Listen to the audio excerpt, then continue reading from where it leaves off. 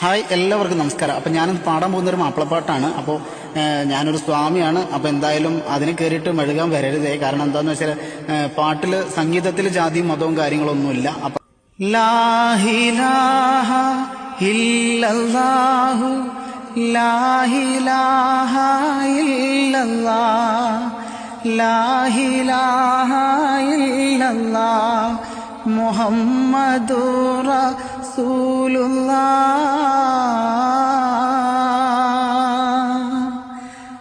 ആറ്റലായ പൈതലേ, ആരംഭ പൊന്നോമലേ, ആശയേകും ആമ്പലേ, അല്ല തന്ന കാതലേ.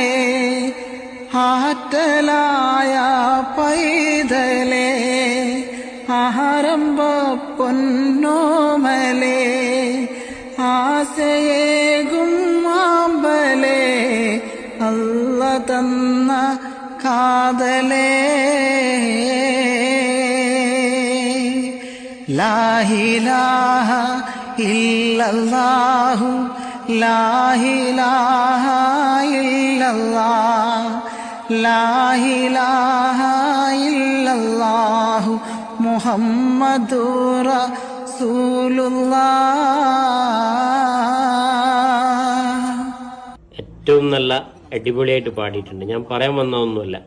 ആ വീഡിയോയുടെ തുടക്കത്തിൽ അദ്ദേഹം പറഞ്ഞു, ഞാനൊരു സ്വാമിയാണ്, ഈ പാട്ടിൽ നിങ്ങൾ മെഴുകാൻ വരണ്ട.